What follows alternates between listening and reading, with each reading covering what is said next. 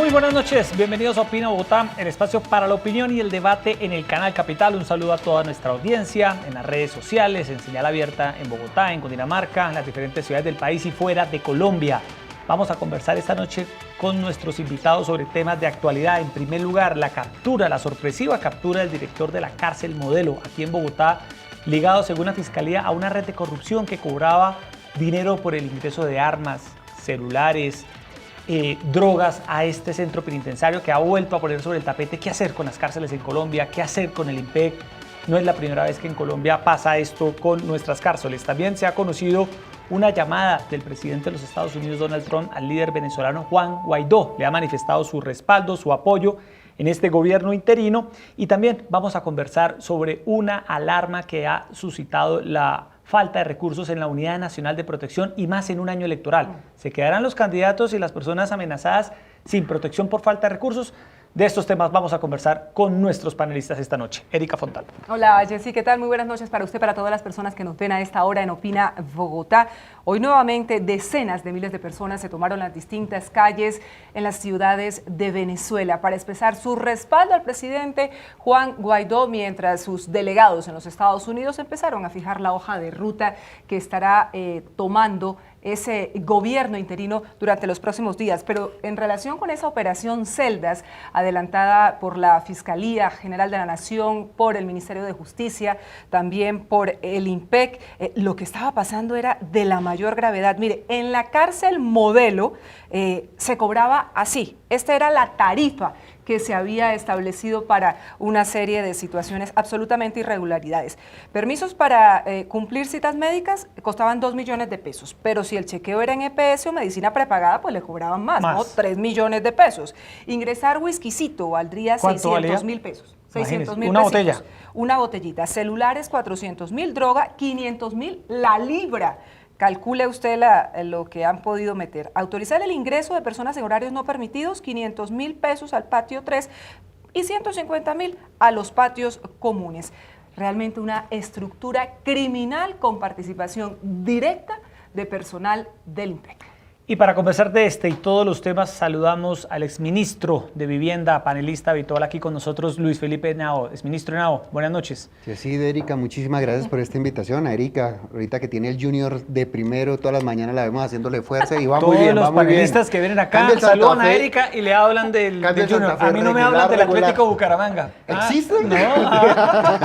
Bien, y también el profesor, penalista, abogado reconocido, Francisco Bernate. Profesor Bernate, como siempre, gracias. Pues sí, Erika, muchas gracias por tenerme acá, estoy muy complacido, un saludo para toda la audiencia, muy especial también estar con mi amigo el exministro y profesor Luis Felipe Henao. Qué bueno verlos en esta nueva temporada del IMPEC, además con precisiones que nos dejan sorprendidos. Usted fue director del IMPEC, Yo doctor fui Henao. director encargado del IMPEC en el año 2010, fue una experiencia muy dura, una experiencia donde llegué por unas denuncias de la adjudicación de alimentos a posiblemente a paramilitares y se removió el director de esa época.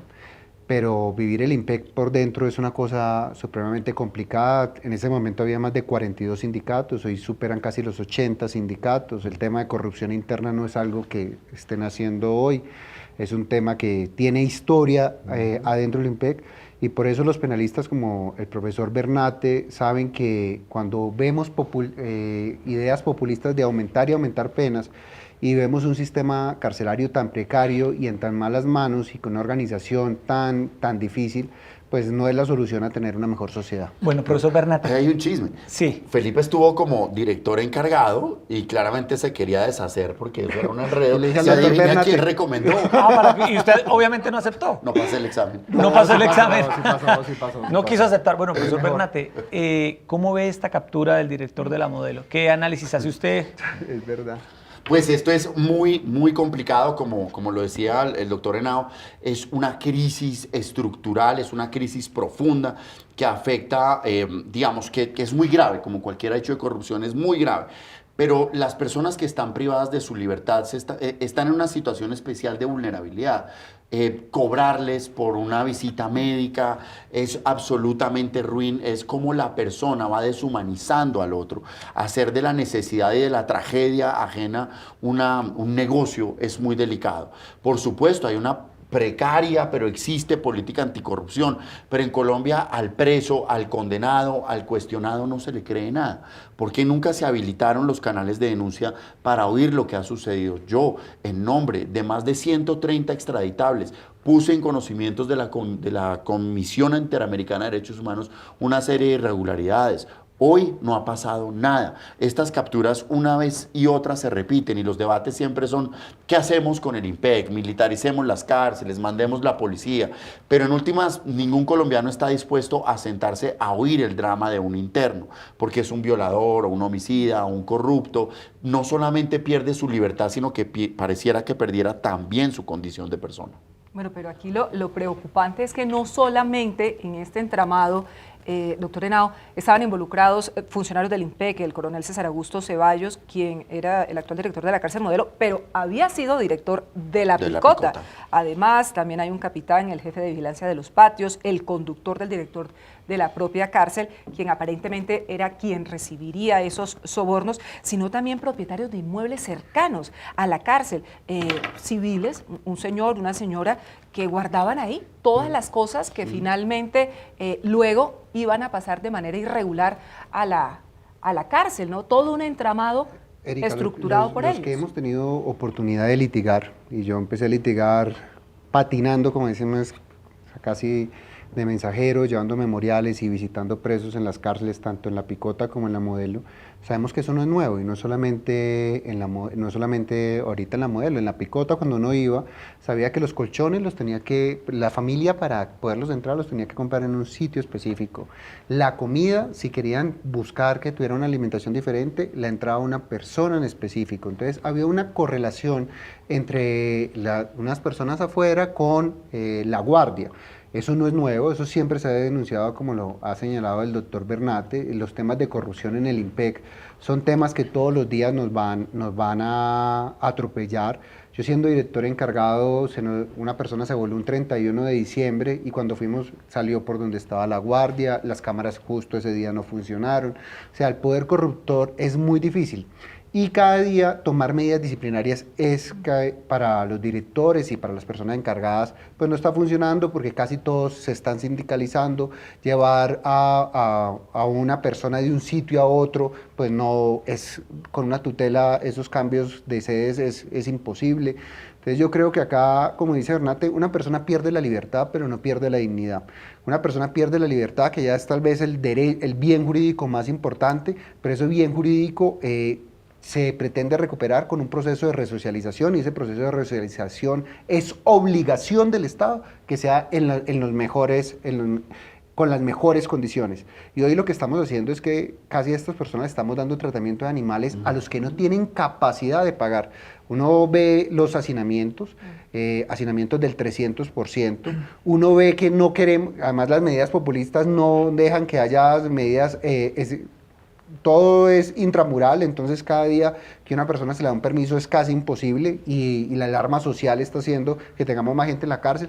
Yo creo que el proceso es muy delicado, y el IMPEC no es que esté ahorita en cuidados intensivos. Yo creo que es una institución que cada día se está muriendo por su propia corrupción e inoperancia. Erika, pero miren estas cifras. Usted hablaba ahora de unas tarifas que cobraban por algunas cosas. El ingreso de un perfume en caja costaba 150.000 pesos. Ingresar una muda de ropa le cobraban 350.000 pesos a los presos. Y las cifras que ha dado también el general Jorge Luis Ramírez, que es el director del IMPEC, sobre cuántas personas han sido capturadas por corrupción en el IMPEC en los últimos años, pues también son aterradoras. 120 funcionarios del IMPEC capturados por corrupción, entre ellos 90 guardianes, 23 auxiliares, 7 administrativos, tráfico de estupefacientes, concierto para delinquir, cohecho, los delitos por los cuales están siendo investigados. Profesor Bernate. Pero perdóneme, son purgas que no sirven. Claro, pero la pregunta es... una mayor solución a la crisis de fondo. Puede sonar populista, pero la pregunta es, ¿no es acabar el IMPEC? Pues es que el problema es que es endémico. Es decir, por mucho que hayan capturado a estas personas, ahí está todo el espacio para la corrupción. ¿Pero usted no cree que hay que acabar el IMPEC? No, yo no creo que haya que acabar el IMPEC. Yo creo en el IMPEC, creo en la filosofía del IMPEC, creo que para cuidar las cárceles sí se necesita profesionales especializados en eso. Creo que no es lo mismo controlar una marcha estudiantil, cuidar un estadio, a cuidar una cárcel. Creo que lo que hay que hacer es dignificar al ser humano que está ahí adentro, abrirle la posibilidad que denuncie los hechos de corrupción y sobre todo que como sociedad entendamos que el que una persona esté presa, ¿cierto? No hace que desaparezca del mapa. Todo esto pasa porque como colombianos decimos, ya quedó preso, olvidémonos de él. Y sus denuncias sobre corrupción, sobre violación, pues no las atendemos porque básicamente perdió su carácter de ser humano. Hay que ponerle la lupa a esto, hay que ponerle muchísimo cuidado. Yo no soy de la teoría de que hay que acabar con el IMPEC, hay que fortalecerlo, crear los canales anticorrupción. Y sobre todo, lo que dice el profesor Henao es muy importante, y es el colombiano sobrevalora la cárcel, cree que la cárcel resuelve todos los problemas, y la realidad es que esto termina fomentando la corrupción. Un hombre, un guardia del IMPEC, cuidando a 200, 300 presos, esa es la otra parte de la ecuación que falta por esclarecer aquí. Está la corrupción de la guardia, pero eso se hace con vínculos con los mismos internos. ¿Qué está pasando ahí que los mismos internos no están siendo procesados? Doctor Bernate y exministro Henao, la red de corrupción del interno pudiente que ofrece el dinero para obtener esas prebendas en ese espacio que todos sabemos es absolutamente indigno, con una sobrepoblación carcelaria, o directamente de la guardia que sabe que puede lucrarse precisamente por esa situación que se registra. Yo creo que nace de la misma guardia. Yo creo que cuando ven a una persona en un estado de indefensión, de miedo, cuando uno pierde la libertad, cuando uno ha pisado una cárcel, uno se siente una cosa muy, muy, muy pequeña. Entonces, ese estado de indefensión, uno busca cualquier esperanza, y cualquier esperanza es tener un buen colchón, cualquier esperanza es poder ver a un familiar y que se lo dejen entrar y que no tenga que pasar por unos procesos que sean humillantes, poderse comunicar con ellos, acceder a veces a una tarjeta para poder llamar es imposible. Entonces yo creo que se aprovechan de esa condición de indefensión, no se le ve a esa persona como un ser humano, que se le tiene que ver como un ser humano, sino que se le ve casi como una cosa y la cosificamos, y al hacerlo, pues se le explota, y se le explota de la peor manera, se le explota sacándole hasta el último peso. Uno ve a las familias vendiendo las pocas propiedades que tiene para poder, no solamente se pierde una fuente de ingresos, sino que la familia tiene que empezar a generar una manutención, y eso desde el punto de vista de política criminal empieza a generar unos ciclos viciosos al interior de la cárcel que generan más y más corrupción. Yo creo que el IMPEC sí necesita una reforma administrativa muy fuerte. El IMPEC presta un servicio público y ellos, por ejemplo, salen a huelga permanentemente. Yo creo que ellos necesitan tener un sistema jerarquizado como lo tiene la policía o como lo tiene el ejército, sin ser parte de esas instituciones. Y es una institución que tiene que invertir mucho más en tecnología. Nosotros deberíamos que esa persona la guardia tuviera menos contacto con los presos, y que a través de cámaras, a través de sistemas de monitoreo, a través de la utilización de brazaletes que efectivamente sí sirvan, poder hacer que las cárceles tengan menos sobrepoblación y que el interno al interior de la cárcel pueda hacer un proceso de resocialización. Profesor Bernate, ¿usted cómo se imagina un nuevo IMPEC? ¿Usted es partidario de no acabarlo, de mantener una nueva entidad o una entidad como la que hay hoy, pero reformada? ¿Cómo sería el modelo ideal de una entidad que en Colombia se encargue de manera limpia y transparente de administrar las cárceles? Porque también esto le hace un enorme daño a la percepción que tiene la gente sobre la justicia en Colombia. Sí, y con el conocimiento que tengo del IMPEC, además, se genera una dos situaciones adicionales. La primera es que caemos en la generalización. Entonces, si tenemos un familiar, un amigo que trabaja en el IMPEC, pues ellos también son objeto de cuestionamiento y de ataques. Y hay que decirlo, la mayoría de la gente que trabaja en el IMPEC es gente correcta. Y en el IMPEC se han hecho proyectos de resocialización viables y hay personas que le han apostado a esto. Joana Bamón, tal vez, con este proyecto tan bonito. En los restaurantes. En los restaurantes hay un proyecto de teatro liderado por los mismos internos que está funcionando muy bien. Yo como imagino un IMPEC que primero tenga en cuenta al individuo y que sea respetuoso de los seres humanos. ¿Para eso qué se necesita? Que los internos tengan voz, que ellos puedan decir lo que está pasando, que sus familias puedan contar si están pagando, si no están pagando, quién les cubre, y sobre todo que alguien los oiga. Felipe, una veeduría que directamente exprese esas quejas y esas denuncias o las canalice directamente al Ministerio de Justicia, Claro, por ejemplo? que un señor que está condenado en este evento por X delito pueda denunciar y se le crea. Me están pidiendo tanto dinero a su familia, que se haga un seguimiento a estos procesos.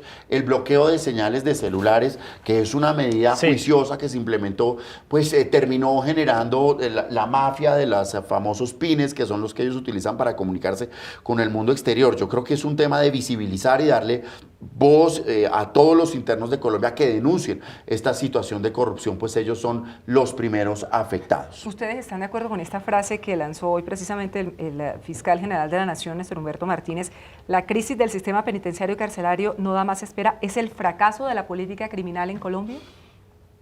Pues suena chistoso que lo diga él.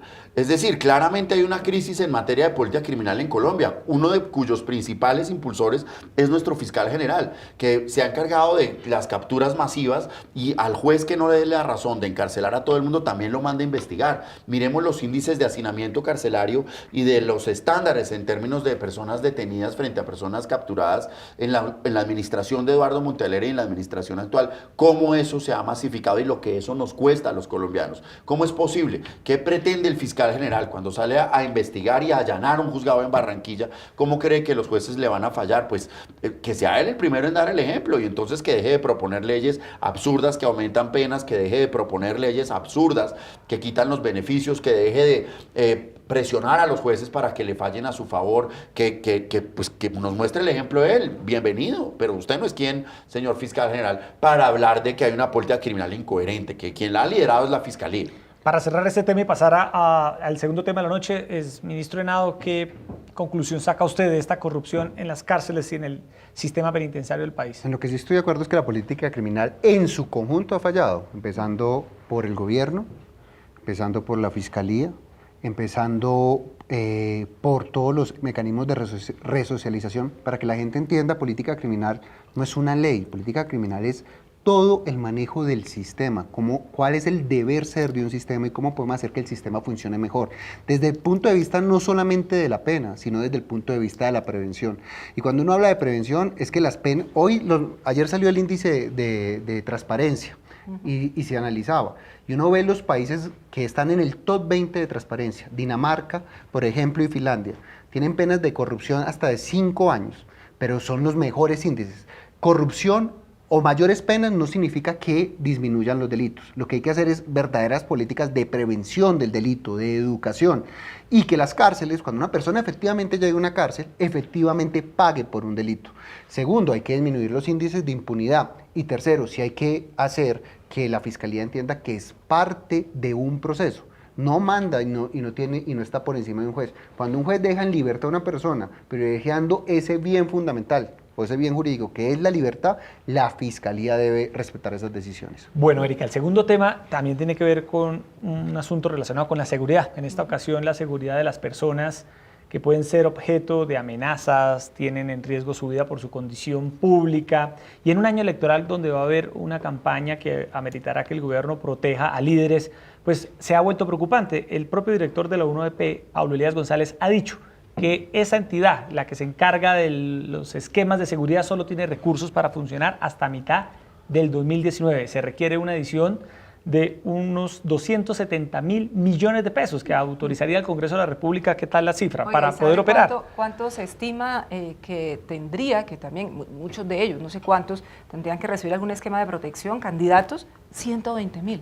Sí, como tenemos elecciones regionales, entonces son candidatos a gobernaciones, a alcaldías, consejos, asambleas, ediles también. ¿De dónde va a salir tanta plata para esquema de seguridad? Primero, yo creo que los candidatos, estamos en un país totalmente diferente y en un país que efectivamente los índices de muertos por cada 100.000 habitantes han rebajado de una forma muy importante.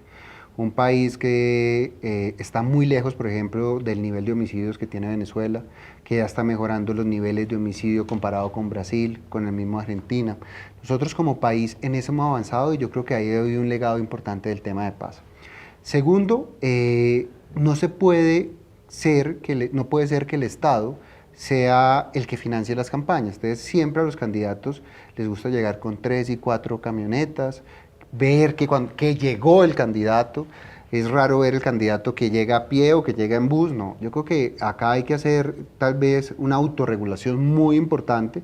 No todo mundo necesita esquemas, no todos los candidatos necesitan esquemas, y yo creo que muy pocos de verdad se necesitan esquemas. Hay que mirar áreas que son efectivamente de una incidencia muy fuerte en materia de violencia, por ejemplo el Catatumbo, hay que mirar el tema de Tumaco, hay que mirar temas como el de Buenaventura, pero yo no me explico, por ejemplo, un candidato en Bogotá por qué tiene que tener 3 y 4 caminos, es que no necesita una. Están denunciando que están recibiendo amenazas de las Águilas Negras. No.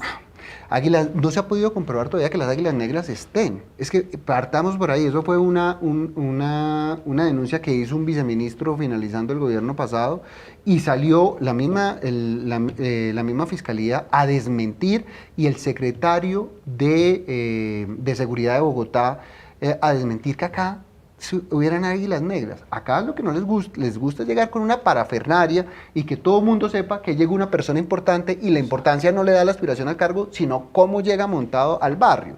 Entonces yo creo que esos 120.000 candidatos, empecemos a mochar esos gastos. Acá tenemos unos temas más importantes, que es el tema de los líderes sociales, en zonas donde efectivamente se está generando una conflictividad por 2 razones fundamentales, el tema de tierras y el tema de minería ilegal, y ahí es donde tenemos que actuar. Pero frente al tema de las elecciones, hoy tenemos un país diferente al país de hace 20 años. Profesor Bernate, ¿cómo analiza usted esta crisis presupuestal en la Unidad Nacional de Protección? Totalmente de acuerdo. Creo que hay un tema cultural entre nosotros en el que las personas miden su relevancia, su importancia o su estatus por el número de personas que los acompañan y la parafernalia que implica tener escoltas. Y eso lo podemos verificar pues en la audiencia lo pueden ver con los escoltas haciendo mercado. ¿Cuántos escoltas no están haciendo fila en el restaurante mientras llega el protegido? No solo en tema de candidatos, profesor Henao, sino en tema de personas que tienen un esquema de protección que no lo necesitan, que lo tienen para trastear a la suegra, para trastear a la familia. Entonces yo creo que si se hace un juicio, 2 cosas. Primero, un juicio real de quiénes sí necesitan, cuáles amenazas son reales, porque es que he conocido, profesor Henao, de personas que ponen una tutela sobre amenazas falsas porque necesitan una escolta para sentirse importantes y para tener un mensajero y para no gastar en gasolina. Son seres humanos realmente ruines. Entonces hay que hacer un análisis juicioso que va a permitir depurar la cuestión.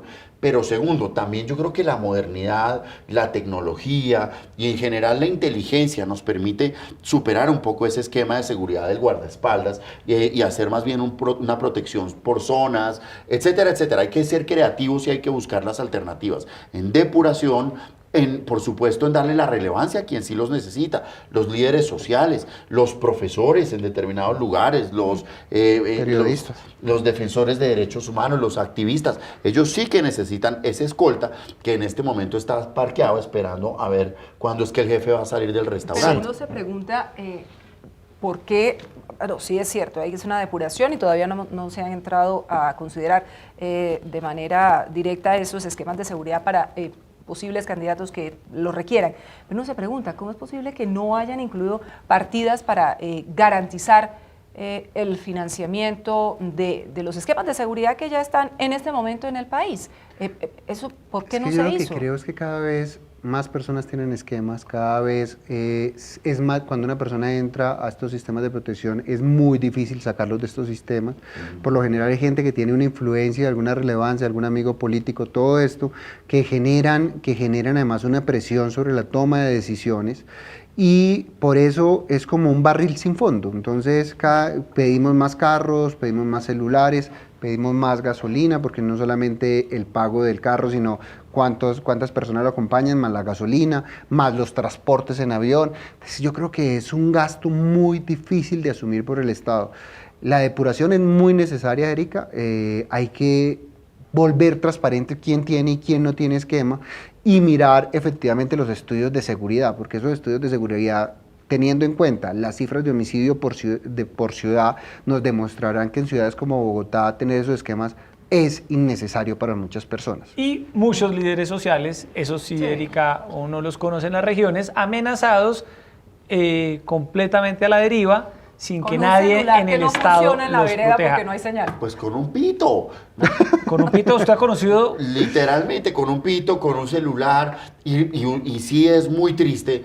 Vale la pena hacer el ejercicio, hacer el mercado y ver uno a los escoltas cargando un carrito que además es y con que plata es nuestra, indigno. porque esos escoltas los pagamos Y que nosotros. es indigno con ellos. Claro, por y que supuesto, es ellos indigno. están preparados para otras labores. Están preparados para otra cosa. Y mientras el protegido llega a su oficina a las 8 y sale a las 6 de la tarde, el escolta sentado mirando Pero ¿cuál para el sería la techo. solución para hablar de soluciones a estos Depuración. problemas? Depurar la base de Sin datos. lugar a dudas. Yo estaría de acuerdo con hacerla pública. Que Colombia sepa quiénes son los que tienen los esquemas y en cuánto están los esquemas y que podamos opinar sobre este señor a cuento de que tiene esquema. El empleo de la inteligencia, el obligar a la persona a asumir algunos de sus gastos, como por ejemplo el combustible. Si usted es el protegido de andar en un vehículo del Estado, pues por lo menos que le paguen el combustible. Y sobre todo condiciones laborales dignas para quienes trabajan como escoltas. Pero mire, van a ser los directores de los partidos políticos, es lo que ha dicho Pablo Elías González, el director de la Unidad Nacional de Protección, los que van a realizar un primer filtro frente a esos candidatos que llegarán y dirán, mire, yo estoy amenazado, yo necesito un esquema de protección, acudamos a la Unidad Nacional de Protección, y ellos tendrán que asumir entonces la responsabilidad. Yo estoy casi seguro que todos esos candidatos no necesitan esquemas. O sea, acá un candidato al Consejo de Bogotá, ¿por qué va a necesitar un esquema? Un edil, ¿por qué va a necesitar un esquema? Un candidato a la alcaldía de Bogotá, ¿por qué va a necesitar un esquema? O sea, yo creo que la política se nos volvió sinónimo, como decíamos en la calle, de quién viene con más burbujas a una reunión o a un mitin político. ¿Por qué en ciudades como Cali y Barranquilla, que han disminuido drásticamente las cifras, se va a necesitar un esquema? Hoy no estamos en la violencia de los 1000 días de conservadores contra liberales. Es que, hoy tenemos otro país, claro, en verdad. Pero mire la cifra que se está reclamando, 270.000 millones de pesos. Es una cifra que sirve para construir... Eso es el presupuesto... De 6 megacolegios en Bogotá, no, o más. Más. Pero 10 megacolegios. 10 megacolegios en Bogotá. Claro, pero sí puede ser la cifra, solamente que bien repartida. Es decir, si vamos a proteger a los líderes sociales... Sí, esto no significa... Esto no significa descuidar. Exacto, Esto no significa descuidar, ni más faltaba a los que realmente lo ameritan, pero es una cifra que llama mucho la atención. Es una cifra que llama mucho la atención y que demuestra que en Colombia se volvió costumbre el tener su esquema, su escolta, y sobre todo que hay un problema que Luis Felipe, que ha estado en la administración pública, nos puede contar más, y es que la persona que toma la decisión de quitarle a alguien un esquema está aterrado respecto a que a esa persona le pueda pasar nada porque le van a echar la culpa a él, como ha pasado. Entonces eso también ha llevado a que se perpetúen esquemas de protección, porque qué tal que le pase algo, entonces pues mejor que lo mantengamos porque no me vayan a cobrar eso a mí. No, uno ve, por ejemplo, cuando Petro va de una ciudad a otra y dice, no, hoy no me pudieron presentar los 40 escoltas que yo regularmente tengo. De verdad es que no se necesita tanta carga para... Cada vez en el país se necesita menor carga de protección frente a ciertos personajes. Yo no digo que no la necesite, claro que hay personajes como Petro, Claudia López, Álvaro Uribe que necesitan. Hay que evaluar si necesitan todo lo que tienen para pues, diario. Es que ya llegamos al punto en que en el edificio hay un esquema de protección, así la persona esté o no esté. Esto es toda una parafernalia. No, y hay edificios que construyen espacios para los escoltas.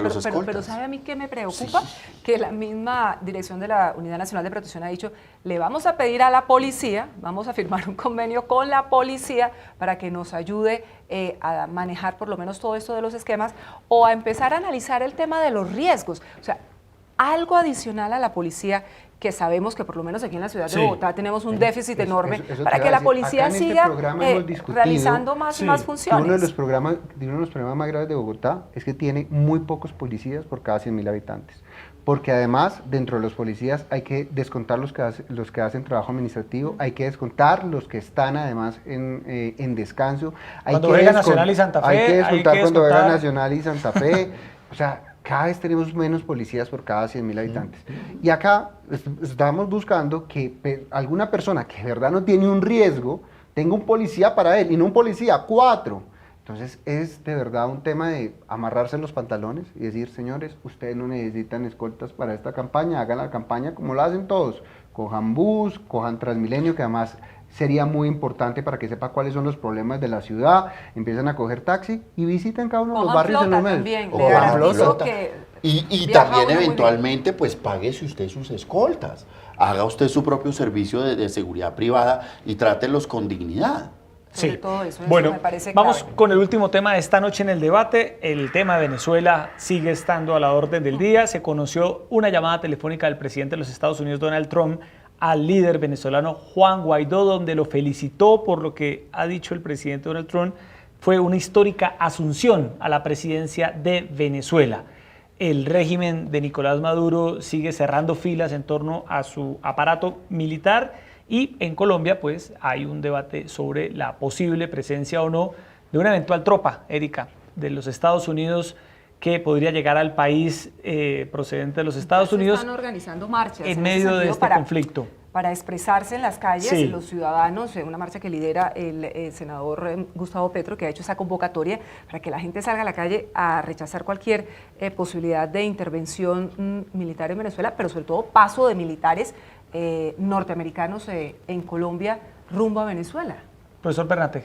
Pues todo esto tiene mucho de especulación respecto a esas anotaciones que se vieron y los Estados Unidos ya de forma, digamos, de frente reconoció el gobierno legítimo que existe en Venezuela y ha tomado medidas tendientes a desconocer la legalidad de la presidencia del dictador Nicolás Maduro. La pregunta no es ninguna otra diferente a qué va a pasar, hasta dónde va a aguantar el régimen de Maduro. Se han tomado medidas de tipo económico respecto de PDVSA en los Estados Unidos muy importantes que ponen contra las cuerdas a Maduro. Se han tomado medidas en todos los órdenes y pareciera que todo avanza hacia que por fin Venezuela va a ver la libertad. O sea, ¿usted cree que Maduro cae pronto? Espero que sí. Y creo que la presión internacional que existe sobre él, el reconocimiento a una forma alternativa, está llevando a Maduro a niveles de desespero. Lo preocupante aquí es que él vaya a reaccionar, como ya lo ha mencionado, como ya lo ha dejado ver, armando a la población. Como una fiera acorralada. 50.000 personas armadas. Se habla de que va a armar 50.000 personas más. Comandos Entonces, que incluso comandos urbanos. en los exacto. sectores más pobres, Claro. Erika, de Caracas, ya operan Ya comandos operan. armados Los civiles, colectivos. los colectivos en zonas Que son miedosos, a las afueras de Caracas. Exacto. Ministro Yo Nao. no soy tan optimista como el profesor Bernate, yo soy mucho más pesimista. Yo creo que el camino es largo y es un camino largo por recorrer. Miremos lo que está pasando. Primero, el reconocimiento internacional. Eso que para nosotros es tan importante y que aplaudimos sin lugar a dudas, ha fracasado en otros momentos de la historia. Por ejemplo, cuando empezó todo el tema de Cuba en 1990, el reconocimiento internacional no funcionó. Camboya en 1982 no funcionó, recientemente Kenia en el año 2018 no funcionó. Entonces, el reconocimiento internacional como única medida no funciona. Segundo, el aislamiento internacional que está sufriendo Venezuela por el tema de PDVSA y otros temas, tampoco es una herramienta que nos lleve al éxito. 60 años duró Cuba en un aislamiento internacional y no ha funcionado, y tiene mucho más herramientas, por ejemplo, Venezuela a nivel económico que la misma Cuba. Yo creo que esto es un proceso largo, es un proceso que necesitamos blindar a Guaidó como líder. Yo no creo en una marcha liderada por Petro, cuando hoy vemos fotos con el fiscal que está persiguiendo a Guaidó, de Petro con ese fiscal. Con Tarek William Saab. Sí. Con Tarek, eso demuestra que él lo que está es protegiendo a una dictadura que, como lo denunció Diosdado, él fue a tocarle las puertas para que le colaborara. Nosotros tenemos que proteger con herramientas reales a Guaidó. Sin lugar a dudas, la guerra o las tropas no son la herramienta. Lo que necesitamos es que haya una cohesión internacional y que haya una declaratoria de Naciones Unidas, del Consejo de Seguridad, que efectivamente diga que estamos ante un dictador, y segundo, que efectivamente la Corte Penal Internacional, por los hechos ya denunciados, liderados por el presidente Iván Duque, y que ha tenido el acompañamiento de Lima, de los países que pertenecen a este protocolo, que efectivamente empiece a dar resultados. Yo creo que va a ser un camino largo, no va a ser efectivamente un camino fácil, y tenemos que proteger a Guaidó. Por eso yo creo que la llamada de Trump, pero más que la llamada de Trump, el reconocimiento internacional, no solamente de Estados Unidos, sino ya, por ejemplo, de Francia, España, Canadá, y casi toda Latinoamérica, son fundamentales. A propósito de la Sí. Unión Europea, que ha dado un plazo para que se realice un anuncio de elecciones presidenciales, no elecciones a la Asamblea como propuso Maduro en las últimas horas. Ese plazo está corriendo, mañana se va a llevar a cabo Los una 8 reunión, días. sí señor, en Bucarest, a la que van a asistir todos los ministros de Exteriores de la Unión Europea y van a tomar una decisión en torno a este tema. Entre otras cosas, ya Francia, que ha venido liderando todo este reconocimiento del que habla el exministro Henao, dice, lamentamos mucho que Maduro no haya respondido al llamado que le hemos hecho, y aquí la pregunta es, ¿cuál es el siguiente paso que va a dar entonces la Unión Europea? Reconocimiento de Guaidó como el presidente interino de Venezuela, pero hay muchas personas que dicen, esta condición de dualidad se puede prolongar por un tiempo indefinido. Y crece entonces la inquietud frente a la posibilidad de una salida militar, más aún cuando se está planteando un canal humanitario como pidió hoy Julio Borges desde Washington, y es una petición que formalmente se va a hacer al Grupo de Lima, y seguramente los militares, la gran pregunta es, ¿van a acceder a que se abra un canal humanitario vía, por ejemplo, la frontera con Colombia en el Táchira para entrar alimentos y medicinas a Venezuela? A mí me preocupa un levantamiento de una guerra civil, sin lugar a dudas. Primero, lo que decía el profesor Bernat, nosotros vemos no solamente que se vayan a armar 50.000 personas adicionales, sino que pues, ya tenemos muchos colectivos urbanos armados por Maduro. Dos, vemos que ya por primera vez, se lo decía Caracol, hace poco por primera vez los barrios populares ya empezaron a levantarse contra Maduro. Hoy vuelve a ser un éxito la marcha contra Maduro. Entonces ellos van a estar ahí lo que más puedan, y eso puede generar muertos, como generó la primera marcha que generaron 40. No veo un apoyo decidido de Rusia. Todo el mundo estaba esperando en el nivel geopolítico un apoyo decidido de Rusia. No lo veo. Rusia, como muchos, piensa mucho en la billetera. A Venezuela le debe 22 billones de dólares, entonces están mirando que el pago de los 100 millones de dólares que tiene que hacer en marzo, si lo haga o no lo haga Venezuela, y empieza ya a generar canales de comunicación con Guaidó. Yo creo que cada vez está más solo Maduro, y hay que buscar es cómo puede salir a un país como México o como Uruguay, como lo están planteando. No veo fácil que ahorita se genere un canal humanitario a través de Colombia.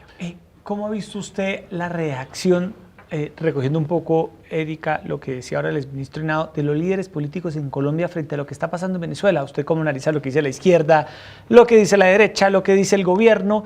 ¿Qué análisis hace usted, profesor Bernat, de la reacción colombiana a lo que está ocurriendo en el vecino país? Pues digamos que haya habido, yo lo llamaría una evolución. En un primer momento, el sector, particularmente la derecha colombiana, denunció lo que sucedía en Venezuela. La izquierda mantuvo su distancia en el sentido de señalar, de reconocer a Chávez como un hombre muy importante en el proceso de paz con la guerrilla, de reconocer a Chávez como un mandatario supuestamente legítimo y no como lo que era, un dictador. Y ya con los desmanes de Maduro, con toda la crisis humanitaria que se vive en Venezuela, son cada vez más y más los sectores que han ido rechazando esta situación de Maduro en Venezuela. Sin embargo, más allá de las palabras y del rechazo y del repudio en redes sociales, yo sí creo que falta mucho para que la izquierda se una en torno a la causa común de rechazar esta situación, de tomar acciones concretas frente al vecindario y de unir las voces para rechazar lo que está pasando en Venezuela. Creo que la izquierda lo ve como una política de gobierno y no como lo que debe ser, una política de Estado que nos una a todos en torno al rechazo a una situación pues que claramente a todos nos afecta. Ahora, la discusión puntual en Colombia es, bueno, es muy fácil opinar para el señor Trump o para cualquier otro, pero es que los que estamos llevando la mayor parte del problema somos los colombianos, que somos los que tenemos que darle acogida al 1.200.000 personas. Que pueden llegar a 4 millones que pueden en el llegar Estado. A 4 millones. Es decir, si es una cosa que nos afecta a nosotros ya como personas y donde claramente, como le decía el profesor Henao, yo no veo ninguna salida, o por lo menos no una salida pronta. ¿Y cómo han visto al presidente Duque frente a este liderazgo de muchos países y puntualmente del Grupo de Lima, del que Colombia forma parte? El presidente Duque, desde que llegó, ha tenido claro el problema de Venezuela. Primero ha tenido una política que todos debemos aplaudir, como también hay que aplaudirlo también al alcalde Peñalosa, de puertas abiertas y brazos abiertos frente a nuestros hermanos venezolanos. Segundo, así no se dispare un tiro desde Colombia hacia Venezuela, nosotros ya somos víctimas de lo que está pasando en Venezuela. Moody's y Standard & Poor's ya están mirando si puede haber una calificación menor para Colombia, porque sin lugar a dudas todos estos migrantes venezolanos generan una presión fiscal muy fuerte. Es atender gente en salud, atender gente en educación.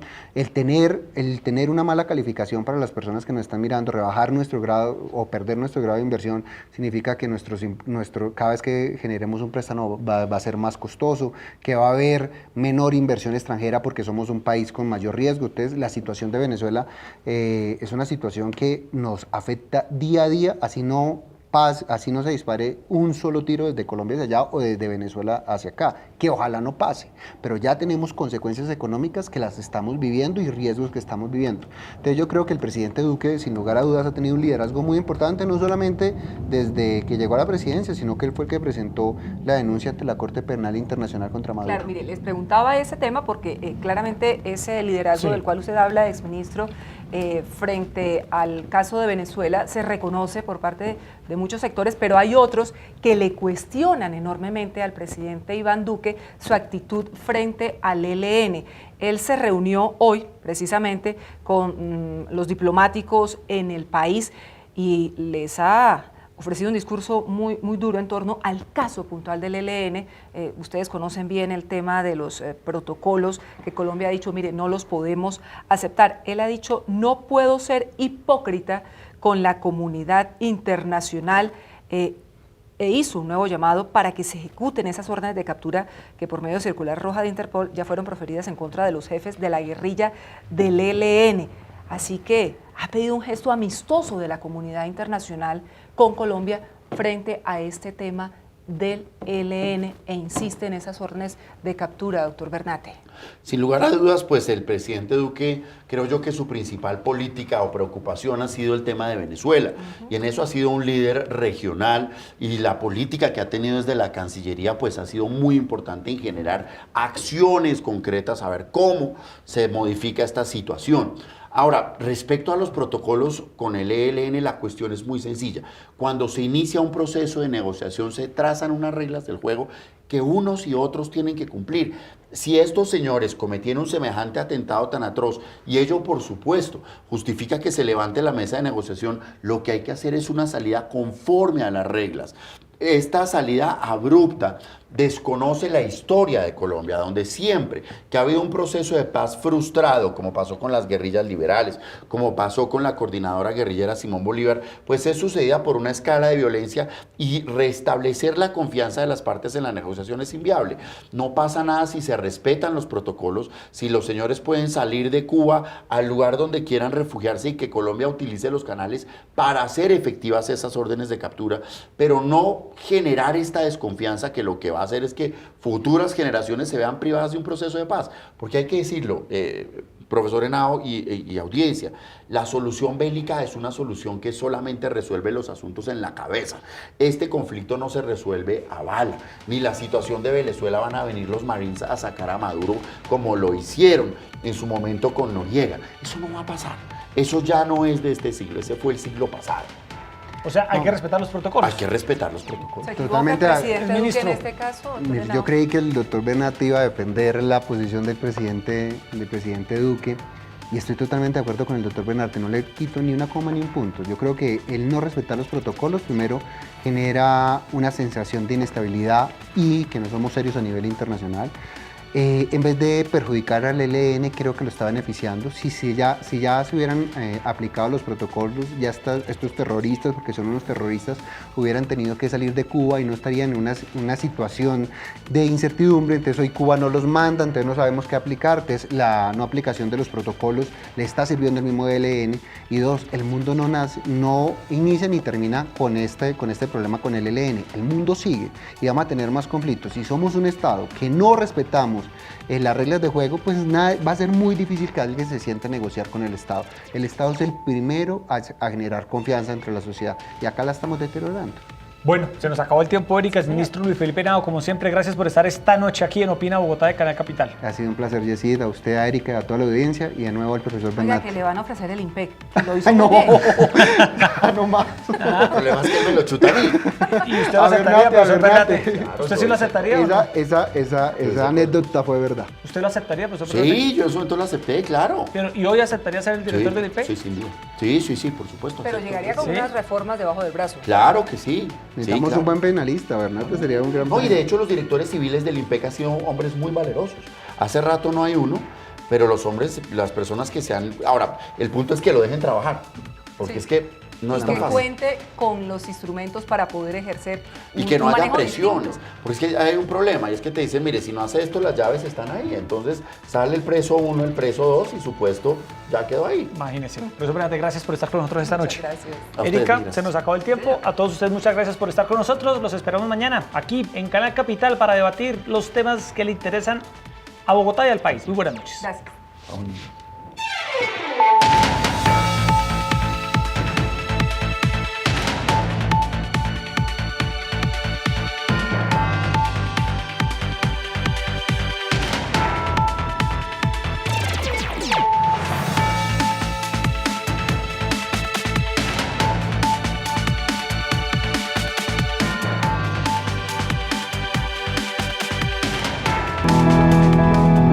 El anterior programa fue financiado con recursos del Fondo para el Desarrollo de la Televisión y los contenidos de la Autoridad Nacional de Televisión. Hola a todos y bienvenidos a un nuevo episodio de Selfie Bogotá. Mi nombre es Paula Castro y me encuentro desde el barrio 20 de Julio. Quiero que me acompañen a ver esto.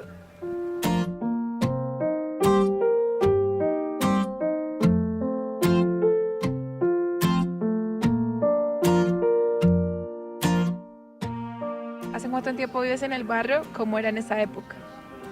Pues prácticamente era campo. La iglesia era una chocita. La fundó el padre Juan del Rixo. Hace prácticamente, ¿qué? 75 años que es lo que yo tengo. Ya prácticamente como 20 años. Lo que más me gusta es como la devoción al Niño Jesús. Mejor dicho, yo desde que nací conozco este barrio, pero hace 20 años estoy trabajando acá y la devoción al Niño Jesús, la cantidad de gente y peregrinos que vienen, eso es muy bonito. Esto, poco a poco, el barrio 20 de Julio se ha venido consolidando como el primer punto turístico religioso del país. El 20 de Julio tiene unas características muy importantes. Por ejemplo, aquí es donde estamos parados, pues es la morada del Divino Niño Jesús, que es un santuario nacional e internacionalmente conocido. A raíz de la parroquia se generó que Tranvía llegara prácticamente hasta sus puertas. Lo mismo ahorita con el Transmilenio.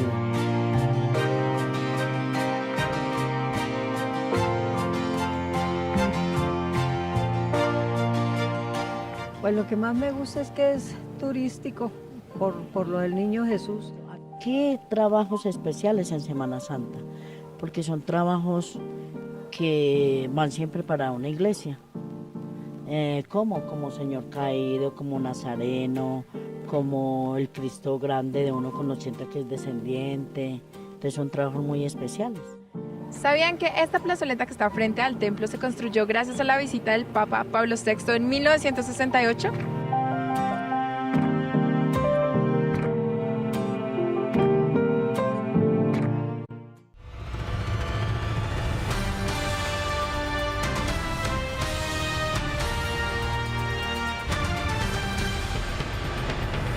Esto es Conexión Capital. Bogotá es una ciudad que tiene enormes retos en materia de movilidad, de seguridad, pero también de salud, de educación y de oportunidades.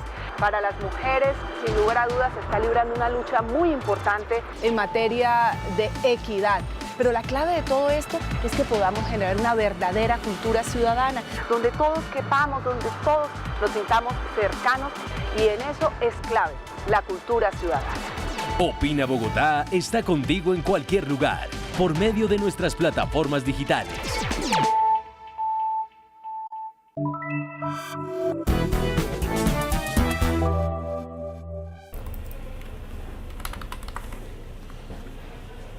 Hola, ¿me prestas un equipo, porfa? Sí, claro, sigue y escoge el que quieras.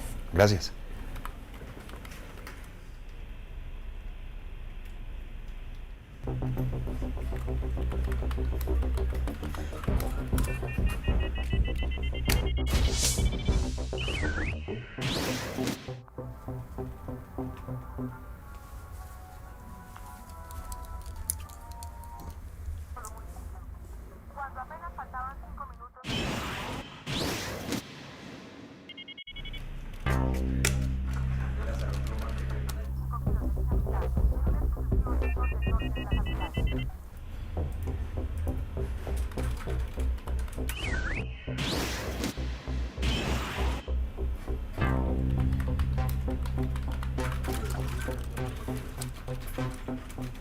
Disculpa, ¿tú tienes baño acá? Sí, claro, mira ahí. Oh, con el 3.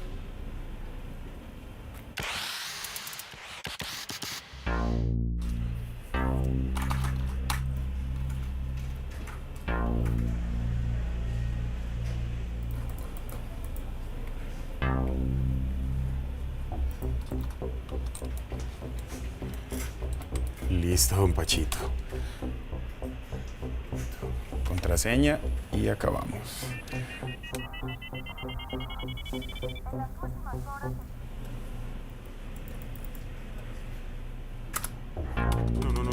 No. Oye, ¿qué pasó? Ay, no sé, ¿será que se cayó el internet? Déjame ver y ya te digo. Ay, sí, se cayó el internet. Bueno, pues no te debo nada. Ayudar a otros a cuidar la información personal que entregamos por internet es lo mejor para evitar caer en la trampa del hurto electrónico. Seamos cómplices de los buenos. Póngase mosca.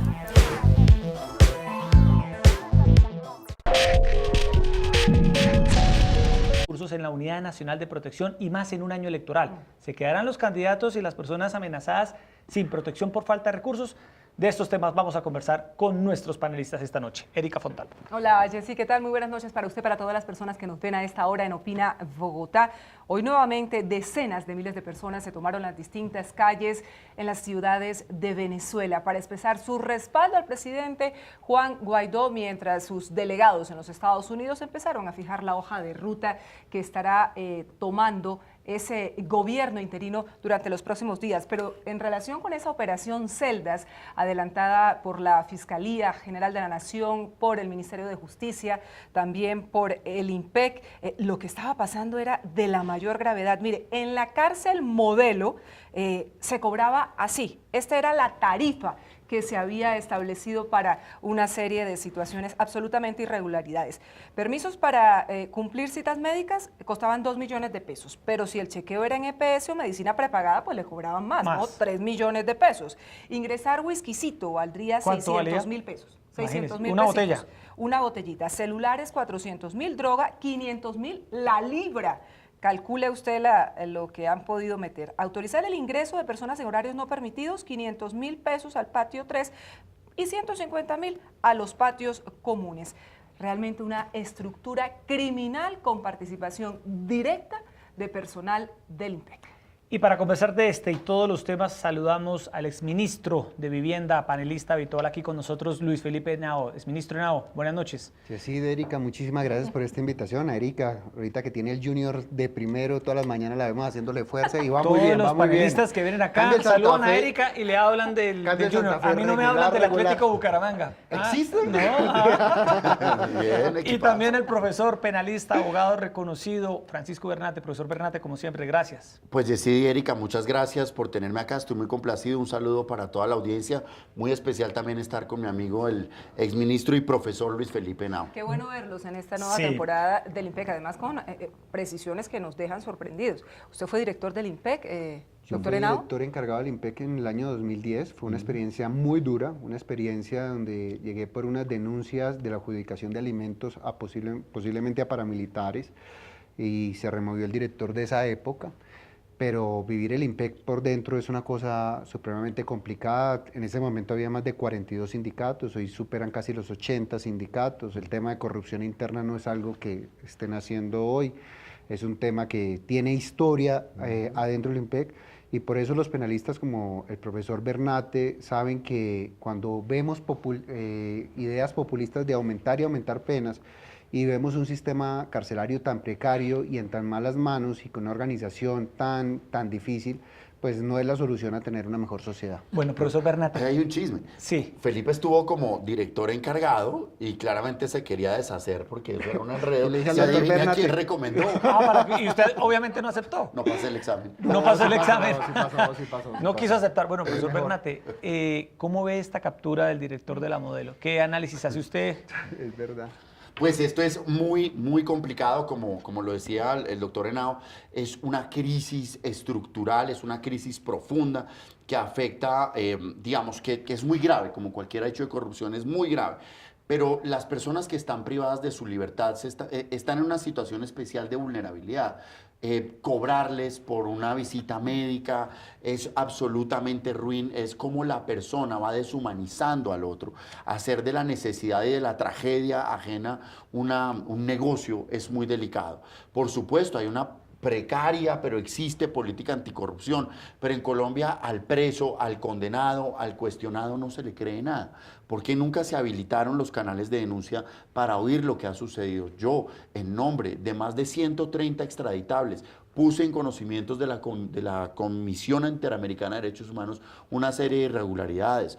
Hoy no ha pasado nada. Estas capturas una vez y otra se repiten y los debates siempre son ¿qué hacemos con el IMPEC? Militaricemos las cárceles, mandemos la policía. Pero en últimas, ningún colombiano está dispuesto a sentarse a oír el drama de un interno, porque es un violador o un homicida o un corrupto. No solamente pierde su libertad, sino que pareciera que perdiera también su condición de persona. Bueno, pero aquí lo preocupante es que no solamente en este entramado, doctor Henao, estaban involucrados funcionarios del IMPEC, el coronel César Augusto Ceballos, quien era el actual director de la cárcel Modelo, pero había sido director de la Picota.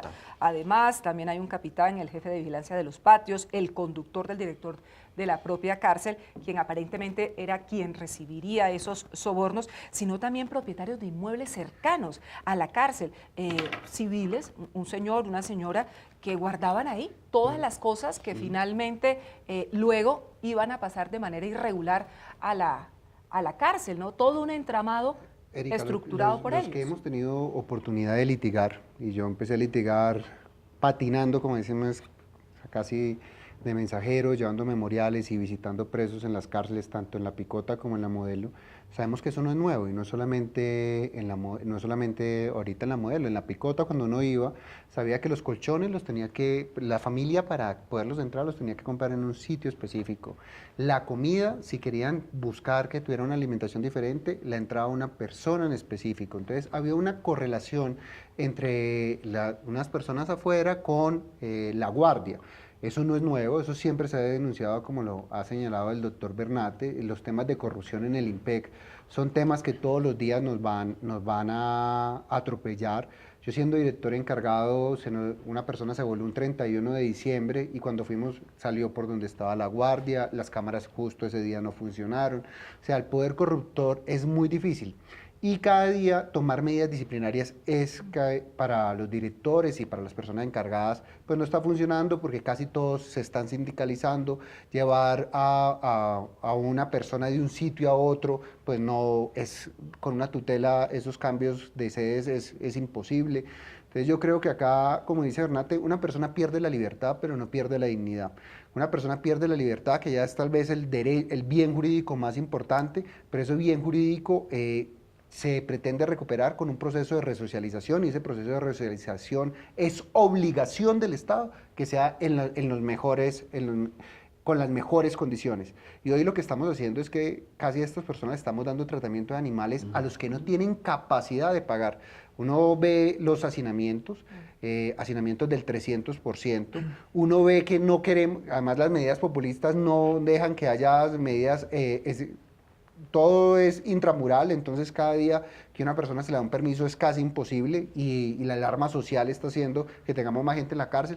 Yo creo que el proceso es muy delicado y el IMPEC no es que esté ahorita en cuidados intensivos. Yo creo que es una institución que cada día se está muriendo por su propia corrupción e inoperancia. Erika, pero miren estas cifras. Usted hablaba ahora de unas tarifas que cobraban por algunas cosas. El ingreso de un perfume en caja costaba 150.000 pesos. Ingresar una muda de ropa le cobraban 350.000 pesos a los presos. Y las cifras que ha dado también el general Jorge Luis Ramírez, que es el director del IMPEC, sobre cuántas personas han sido capturadas por corrupción en el IMPEC en los últimos años, pues también son aterradoras. 120 funcionarios del IMPEC capturados por corrupción, entre ellos 90 guardianes, 23 auxiliares, 7 administrativos, tráfico de estupefacientes, concierto para delinquir, cohecho, los delitos por los cuales están siendo investigados.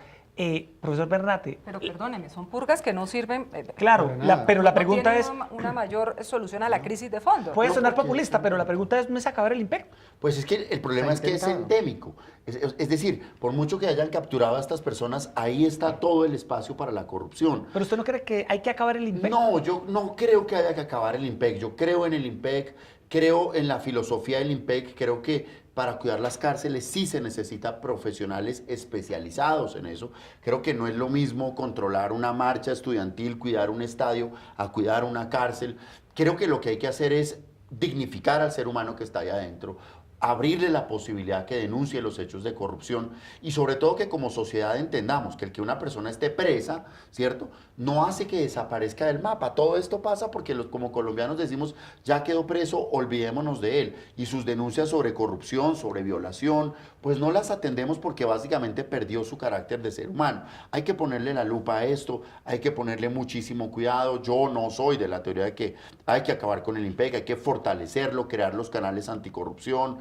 Y sobre todo, lo que dice el profesor Henao es muy importante, y es el colombiano sobrevalora la cárcel, cree que la cárcel resuelve todos los problemas, y la realidad es que esto termina fomentando la corrupción. Un hombre, un guardia del IMPEC, cuidando a 200, 300 presos, esa es la otra parte de la ecuación que falta por esclarecer aquí. Está la corrupción de la guardia, pero eso se hace con vínculos con los mismos internos. ¿Qué está pasando ahí que los mismos internos no están siendo procesados?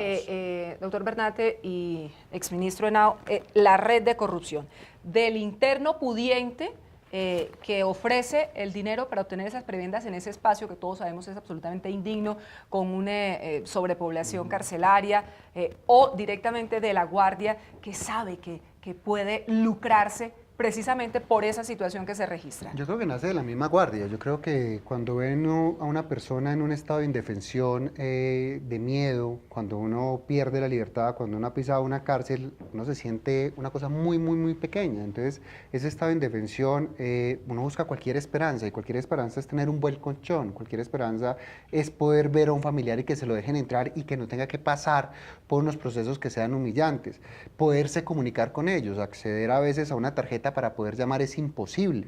Entonces yo creo que se aprovechan de esa condición de indefensión, no se le ve a esa persona como un ser humano, que se le tiene que ver como un ser humano, sino que se le ve casi como una cosa y la cosificamos, y al hacerlo, pues se le explota, y se le explota de la peor manera, se le explota sacándole hasta el último peso. Uno ve a las familias vendiendo las pocas propiedades que tiene para poder, no solamente se pierde una fuente de ingresos, sino que la familia tiene que empezar a generar una manutención, y eso desde el punto de vista de política criminal empieza a generar unos ciclos viciosos al interior de la cárcel que generan más y más corrupción. Yo creo que el IMPEC sí necesita una reforma administrativa muy fuerte. El IMPEC presta un servicio público y ellos, por ejemplo, salen a huelga permanentemente. Yo creo que ellos necesitan tener un sistema jerarquizado como lo tiene la policía o como lo tiene el ejército, sin ser parte de esas instituciones, y es una institución que tiene que invertir mucho más en tecnología. Nosotros deberíamos que esa persona la guardia tuviera menos contacto con los presos, y que a través de cámaras, a través de sistemas de monitoreo, a través de la utilización de brazaletes que efectivamente sí sirvan, poder hacer que las cárceles tengan menos sobrepoblación y que el interno, el interior de la cárcel, pueda hacer un proceso de resocialización. Profesor Bernate, ¿usted cómo se imagina un nuevo IMPEC? ¿Usted es partidario de no acabarlo, de mantener una nueva entidad, o una entidad como la que hay hoy, pero reformada? ¿Cómo sería el modelo ideal de una entidad que en Colombia se encargue de manera limpia y transparente de administrar las cárceles? Porque también esto le hace un enorme daño a la percepción que tiene la gente sobre la justicia en Colombia. Sí, y con el conocimiento que tengo del IMPEC, además, se genera una segunda dos situaciones adicionales. La primera es que caemos en la generalización. Entonces, si tenemos un familiar, un amigo que trabaja en el IMPEC, pues ellos también son objeto de cuestionamiento y de ataques, y hay que decirlo, la mayoría de la gente que trabaja en el IMPEC es gente correcta. Y En el IMPEC se han hecho proyectos de resocialización viables y hay personas que le han apostado a esto. Joana Bamón, tal vez, Joana con este Bamón, proyecto tan bonito. En los restaurantes. En los restaurantes hay un proyecto de teatro liderado por los mismos internos que está funcionando muy bien. Yo como imagino un IMPEC que primero tenga en cuenta al individuo y que sea respetuoso de los seres humanos. ¿Para eso qué se necesita? Que los internos tengan voz, que ellos puedan decir lo que está pasando, que sus familias puedan contar si están pagando, si no están pagando, quién les cubre y sobre todo que alguien los oiga. Como a través de una veeduría que directamente exprese esas quejas y esas denuncias o las canalice directamente al Ministerio de Justicia, claro, por ejemplo. que un señor que está condenado en este evento por X delito pueda denunciar y se le crea. Me están pidiendo tanto dinero a su familia, que se haga un seguimiento a estos procesos. El bloqueo de señales de celulares, que es una medida juiciosa que se implementó, pues terminó generando la mafia de los famosos pines, que son los que ellos utilizan para comunicarse con el mundo exterior. Yo creo que es un tema de visibilizar y darle voz a todos los internos de Colombia que denuncien esta situación de corrupción, pues ellos son los primeros afectados. ¿Ustedes están de acuerdo con esta frase que lanzó hoy precisamente el fiscal general de la Nación, Néstor Humberto Martínez? La crisis del sistema penitenciario y carcelario no da más espera. ¿Es el fracaso de la política criminal en Colombia? Pues suena chistoso que lo diga él. Es decir, claramente hay una crisis en materia de política criminal en Colombia, uno de cuyos principales impulsores es nuestro fiscal general, que se ha encargado de las capturas masivas y al juez que no le dé la razón de encarcelar a todo el mundo también lo manda a investigar. Miremos los índices de hacinamiento carcelario y de los estándares en términos de personas detenidas frente a personas capturadas en la administración de Eduardo Montalegre y en la administración actual, cómo eso se ha masificado y lo que eso nos cuesta a los colombianos. ¿Cómo es posible? ¿Qué pretende el fiscal general cuando sale a investigar y a allanar un juzgado en Barranquilla? ¿Cómo cree que los jueces le van a fallar? Pues que sea él el primero en dar el ejemplo y entonces que deje de proponer leyes absurdas que aumentan penas, que deje de proponer leyes absurdas que quitan los beneficios, que deje de presionar a los jueces para que le fallen a su favor, que nos muestre el ejemplo de él. Bienvenido, pero usted no es quien, señor fiscal general, para hablar de que hay una política criminal incoherente, que quien la ha liderado es la Fiscalía. Para cerrar este tema y pasar al segundo tema de la noche, ministro Henao, ¿qué conclusión saca usted de esta corrupción en las cárceles y en el sistema penitenciario del país? En lo que sí estoy de acuerdo es que la política criminal en su conjunto ha fallado, empezando por el gobierno, empezando por la Fiscalía, empezando por todos los mecanismos de resocialización. Para que la gente entienda, política criminal no es una ley, política criminal es todo el manejo del sistema, cuál es el deber ser de un sistema y cómo podemos hacer que el sistema funcione mejor. Desde el punto de vista no solamente de la pena, sino desde el punto de vista de la prevención. Y cuando uno habla de prevención, es que las penas, ayer salió el índice de transparencia y se analizaba. Y uno ve los países que están en el top 20 de transparencia. Dinamarca, por ejemplo, y Finlandia, tienen penas de corrupción hasta de 5 años, pero son los mejores índices. Corrupción o mayores penas no significa que disminuyan los delitos. Lo que hay que hacer es verdaderas políticas de prevención del delito, de educación, y que las cárceles, cuando una persona efectivamente llegue a una cárcel, efectivamente pague por un delito. Segundo, hay que disminuir los índices de impunidad. Y tercero, sí hay que hacer que la Fiscalía entienda que es parte de un proceso. No manda y no está por encima de un juez. Cuando un juez deja en libertad a una persona, privilegiando ese bien fundamental, o ese bien jurídico que es la libertad, la Fiscalía debe respetar esas decisiones. Bueno, Erika, el segundo tema también tiene que ver con un asunto relacionado con la seguridad. En esta ocasión, la seguridad de las personas que pueden ser objeto de amenazas, tienen en riesgo su vida por su condición pública, y en un año electoral donde va a haber una campaña que ameritará que el gobierno proteja a líderes, pues se ha vuelto preocupante. El propio director de la UNODP, Pablo Elías González, ha dicho que esa entidad, la que se encarga de los esquemas de seguridad, solo tiene recursos para funcionar hasta mitad del 2019. Se requiere una adición de unos 270.000 millones de pesos que autorizaría el Congreso de la República. ¿Qué tal la cifra? Para poder operar. ¿Cuánto se estima que tendría, que también muchos de ellos, no sé cuántos, tendrían que recibir algún esquema de protección? Candidatos, 120.000. Sí, como tenemos elecciones regionales, entonces son candidatos a gobernaciones, alcaldías, consejos, asambleas, ediles también. ¿De dónde va a salir tanta plata para esquema de seguridad? Primero, yo creo que los candidatos, estamos en un país totalmente diferente y en un país que efectivamente los índices de muertos por cada 100.000 habitantes han rebajado de una forma muy importante. Un país que está muy lejos, por ejemplo, del nivel de homicidios que tiene Venezuela, que ya está mejorando los niveles de homicidio comparado con Brasil, con el mismo Argentina. Nosotros como país en eso hemos avanzado y yo creo que ahí ha habido un legado importante del tema de paz. Segundo, no puede ser que el Estado sea el que financie las campañas. Entonces siempre a los candidatos les gusta llegar con 3 y 4 camionetas, ver que llegó el candidato. Es raro ver el candidato que llega a pie o que llega en bus, no. Yo creo que acá hay que hacer tal vez una autorregulación muy importante. No todo mundo necesita esquemas, no todos los candidatos necesitan esquemas y yo creo que muy pocos de verdad se necesitan esquemas. Hay que mirar áreas que son efectivamente de una incidencia muy fuerte en materia de violencia, por ejemplo el Catatumbo, hay que mirar el tema de Tumaco, hay que mirar temas como el de Buenaventura, pero yo no me explico, por ejemplo, un candidato en Bogotá por qué tiene que tener 3 y 4 caminos, es que no necesita una. Están denunciando que están recibiendo amenazas de las Águilas Negras. No se ha podido comprobar todavía que las Águilas Negras estén, es que partamos por ahí, eso fue una denuncia que hizo un viceministro finalizando el gobierno pasado y salió la misma Fiscalía a desmentir y el secretario de Seguridad de Bogotá a desmentir que acá hubieran Águilas Negras. Acá lo que no les gusta es llegar con una parafernaria y que todo el mundo sepa que llega una persona importante y la importancia no le da la aspiración al cargo, sino cómo llega montado al barrio. Entonces yo creo que esos 120.000 candidatos, empecemos a mochar esos gastos. Acá tenemos unos temas más importantes, que es el tema de los líderes sociales, en zonas donde efectivamente se está generando una conflictividad por 2 razones fundamentales, el tema de tierras y el tema de minería ilegal, y ahí es donde tenemos que actuar. Pero frente al tema de las elecciones, hoy tenemos un país diferente al país de hace 20 años. Profesor Bernate, ¿cómo analiza usted esta crisis presupuestal en la Unidad Nacional de Protección? Totalmente de acuerdo.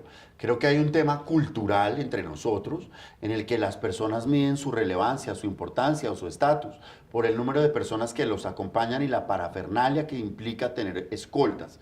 Y eso lo podemos verificar pues en la audiencia lo pueden ver con los escoltas haciendo mercado. ¿Cuántos escoltas no están haciendo fila en el restaurante mientras llega el protegido? No solo en tema de candidatos, profesor Henao, sino en tema de personas que tienen un esquema de protección que no lo necesitan, que lo tienen para trastear a la suegra, para trastear a la familia. Entonces yo creo que si se hace un juicio, 2 cosas. Primero, un juicio real de quiénes sí necesitan, cuáles amenazas son reales, porque es que he conocido, profesor Henao, de personas que ponen una tutela sobre amenazas falsas porque necesitan una escolta para sentirse importantes y para tener un mensajero y para no gastar en gasolina. Son seres humanos realmente ruines. Entonces hay que hacer un análisis juicioso que va a permitir depurar la cuestión. Pero segundo, también yo creo que la modernidad, la tecnología y en general la inteligencia nos permite superar un poco ese esquema de seguridad del guardaespaldas y hacer más bien una protección por zonas, etcétera, etcétera. Hay que ser creativos y hay que buscar las alternativas en depuración, por supuesto, en darle la relevancia a quien sí los necesita, los líderes sociales, los profesores en determinados lugares, los periodistas, los defensores de derechos humanos, los activistas. Ellos sí que necesitan esa escolta que en este momento está parqueado esperando a ver cuándo es que el jefe va a salir del restaurante. Pero uno se pregunta por qué. Bueno, sí es cierto, hay que hacer una depuración y todavía no se han entrado a considerar de manera directa esos esquemas de seguridad para posibles candidatos que lo requieran. Pero uno se pregunta, ¿cómo es posible que no hayan incluido partidas para garantizar el financiamiento de los esquemas de seguridad que ya están en este momento en el país? ¿Eso por qué no se hizo? Yo lo que creo es que cada vez más personas tienen esquemas, cada vez es más, cuando una persona entra a estos sistemas de protección es muy difícil sacarlos de estos sistemas. Por lo general hay gente que tiene una influencia, alguna relevancia, algún amigo político, todo esto que generan además una presión sobre la toma de decisiones. Y por eso es como un barril sin fondo. Entonces pedimos más carros, pedimos más celulares, pedimos más gasolina, porque no solamente el pago del carro, sino cuántas personas lo acompañan, más la gasolina, más los transportes en avión. Entonces yo creo que es un gasto muy difícil de asumir por el Estado. La depuración es muy necesaria, Erika. Hay que volver transparente quién tiene y quién no tiene esquema y mirar efectivamente los estudios de seguridad, porque esos estudios de seguridad, teniendo en cuenta las cifras de homicidio por ciudad, nos demostrarán que en ciudades como Bogotá tener esos esquemas es innecesario para muchas personas. Y muchos líderes sociales, eso sí, Erika, uno los conoce en las regiones, amenazados completamente a la deriva, sin que nadie en el Estado en la los vereda proteja. porque no hay señal. Pues con un pito. ¿Con un pito usted ha conocido? Literalmente, con un pito, con un celular, y sí es muy triste. Vale la pena hacer el ejercicio, hacer el mercado y ver uno a los escoltas cargando un carrito, que además y con plata nuestra, porque esos escoltas los pagamos nosotros. Y que es indigno con ellos. Claro, por y supuesto, que es ellos están indigno. preparados para otras labores. Están preparados para otra cosa, y mientras el protegido llega a su oficina a las 8 y sale a las 6 de la tarde, el escolta sentado mirando Pero ¿cuál para el sería la techo. solución para hablar de soluciones a estos Depuración. problemas? Depurar la base Sin de lugar a datos. dudas. Yo estaría de acuerdo con hacerla pública, que Colombia sepa quiénes son los que tienen los esquemas y en cuánto están los esquemas y que podamos opinar sobre este señor a cuento de que tiene esquema. El empleo de la inteligencia, el obligar a la persona a asumir algunos de sus gastos, como por ejemplo el combustible. Si usted es el protegido de andar en un vehículo del Estado, pues por lo menos que le paguen el combustible y sobre todo condiciones laborales dignas para quienes trabajan como escoltas. Pero mire, van a ser los directores de los partidos políticos, es lo que ha dicho Pablo Elías González, el director de la Unidad Nacional de Protección, los que van a realizar un primer filtro frente a esos candidatos que llegarán y dirán, mire, yo estoy amenazado, yo necesito un esquema de protección, acudamos a la Unidad Nacional de Protección, y ellos tendrán que asumir entonces la responsabilidad. Yo estoy casi seguro que todos esos candidatos no necesitan esquemas. O sea, acá un candidato al Consejo de Bogotá, ¿por qué va a necesitar un esquema? Un edil, ¿por qué va a necesitar un esquema? Un candidato a la alcaldía de Bogotá, ¿por qué va a necesitar un esquema? O sea, yo creo que la política se nos volvió sinónimo, como decíamos en la calle, de quién viene con más burbujas a una reunión o a un mitin político. ¿Por qué en ciudades como Cali y Barranquilla, que han disminuido drásticamente las cifras, se va a necesitar un esquema? Hoy no estamos en la violencia de los 1000 días de conservadores contra liberales. Es que, hoy tenemos otro país, claro, en verdad. Pero mire la cifra que se está reclamando, 270.000 millones de pesos. Es una cifra que sirve para construir... Eso es el presupuesto... De 6 megacolegios en Bogotá, no, o más. Más. Pero 10 megacolegios. 10 megacolegios en Bogotá. Claro, pero sí puede ser la cifra, solamente que bien repartida. Es decir, si vamos a proteger a los líderes sociales... Sí, esto no significa... Esto no significa descuidar. Exacto, puede Esto ser. no significa descuidar, ni más faltaba a los que realmente lo ameritan, pero es una cifra que llama mucho la atención. Es una cifra que llama mucho la atención y que demuestra que en Colombia se volvió costumbre el tener su esquema, su escolta, y sobre todo aquí hay un problema que Luis Felipe, que ha estado en la administración pública, nos puede contar más, y es que la persona que toma la decisión de quitarle a alguien un esquema está aterrado respecto a que esa persona le pueda pasar nada porque le van a echar la culpa a él, como ha pasado. Entonces eso también ha llevado a que se perpetúen esquemas de protección, porque qué tal que le pase algo, entonces pues mejor que lo mantengamos porque no me vayan a cobrar eso a mí. No, uno ve, por ejemplo, cuando Petro va de una ciudad a otra y dice, no, hoy no me pudieron presentar los 40 escoltas que yo regularmente tengo. De verdad es que no se necesita tanta carga para... Cada vez en el país se necesita menor carga de protección frente a ciertos personajes. Yo no digo que no la necesite, claro que hay personajes como Petro, Claudia López, Álvaro Uribe que necesitan. Hay que evaluar si necesitan todo lo que tienen para diario. Es que ya llegamos al punto de que en el edificio hay un esquema de protección, así la persona esté o no esté. Esto es toda una parafernalia. No, y hay edificios que construyen espacios para los escoltas.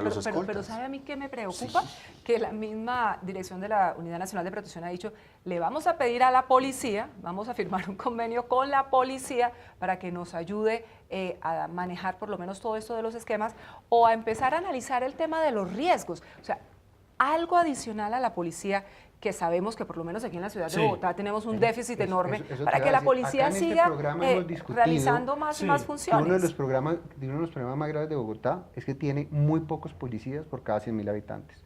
Porque además, dentro de los policías hay que descontar los que hacen trabajo administrativo, hay que descontar los que están además en descanso. Cuando Vega Nacional y Santa Fe. Hay que descontar cuando Vega Nacional y Santa Fe. O sea, cada vez tenemos menos policías por cada 100.000 habitantes. Y acá estamos buscando que alguna persona que de verdad no tiene un riesgo, tenga un policía para él, y no un policía, 4. Entonces es de verdad un tema de amarrarse los pantalones y decir, señores, ustedes no necesitan escoltas para esta campaña, hagan la campaña como lo hacen todos, cojan bus, cojan Transmilenio, que además sería muy importante para que sepa cuáles son los problemas de la ciudad, empiezan a coger taxi y visiten cada uno de los barrios en los medios. O cojan flota. Y también eventualmente pues páguese usted sus escoltas, haga usted su propio servicio de seguridad privada y trátelos con dignidad. Sí. Todo eso Bueno, me parece vamos clave. con el último tema de esta noche en el debate. El tema de Venezuela sigue estando a la orden del día. Se conoció una llamada telefónica del presidente de los Estados Unidos, Donald Trump, al líder venezolano Juan Guaidó, donde lo felicitó por lo que ha dicho el presidente Donald Trump. Fue una histórica asunción a la presidencia de Venezuela. El régimen de Nicolás Maduro sigue cerrando filas en torno a su aparato militar. Y en Colombia, pues, hay un debate sobre la posible presencia o no de una eventual tropa, Erika, de los Estados Unidos que podría llegar al país procedente de los Estados Unidos. Están organizando marchas en medio de este conflicto. Para expresarse en las calles, Sí. los ciudadanos, una marcha que lidera el senador Gustavo Petro, que ha hecho esa convocatoria para que la gente salga a la calle a rechazar cualquier posibilidad de intervención militar en Venezuela, pero sobre todo paso de militares norteamericanos en Colombia rumbo a Venezuela. Profesor Bernate. Pues todo esto tiene mucho de especulación respecto a esas anotaciones que se vieron y los Estados Unidos ya de forma, digamos, de frente reconoció el gobierno legítimo que existe en Venezuela y ha tomado medidas tendientes a desconocer la legalidad de la presidencia del dictador Nicolás Maduro. La pregunta no es ninguna otra diferente a qué va a pasar, hasta dónde va a aguantar el régimen de Maduro. Se han tomado medidas de tipo económico respecto de PDVSA en los Estados Unidos muy importantes que pone contra las cuerdas a Maduro. Se han tomado medidas en todos los órdenes y pareciera que todo avanza hacia que por fin Venezuela va a ver la libertad. O sea, ¿usted cree que Maduro cae pronto? Espero que sí.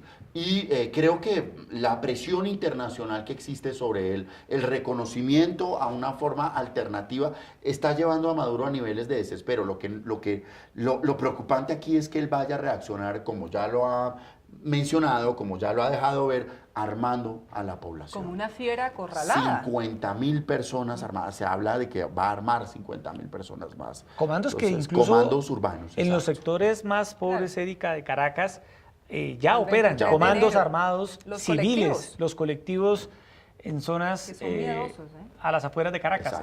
Ministro Henao. Yo no soy tan optimista como el profesor Bernate, yo soy mucho más pesimista. Yo creo que el camino es largo y es un camino largo por recorrer. Digamos, miremos lo que está pasando. Primero, el reconocimiento internacional, eso que para nosotros es tan importante y que aplaudimos sin lugar a dudas. Ha fracasado en otros momentos de la historia. Por ejemplo, cuando empezó todo el tema de Kuwait en 1990, el reconocimiento internacional no funcionó. Camboya en 1982 no funcionó. Recientemente Kenia en el año 2018 no funcionó. Entonces, el reconocimiento internacional como única medida no funciona. Segundo, el aislamiento internacional que está sufriendo Venezuela por el tema de PDVSA y otros temas, tampoco es una herramienta que nos lleve al éxito. 60 años duró Cuba en un aislamiento internacional y no ha funcionado, y tiene mucho más herramientas, por ejemplo, Venezuela a nivel económico, que la misma Cuba. Yo creo que esto es un proceso largo, es un proceso que necesitamos blindar a Guaidó como líder. Yo no creo en una marcha liderada por Petro, cuando hoy vemos fotos con el fiscal que está persiguiendo a Guaidó, de Petro con ese fiscal. Con Tarek William Saab. Con Tarek, eso demuestra que él lo que está es protegiendo a una dictadura que, como lo denunció Diosdado, él fue a tocarle las puertas para que le colaborara. Nosotros tenemos que proteger con herramientas reales a Guaidó. Sin lugar a dudas, la guerra o las tropas no son la herramienta.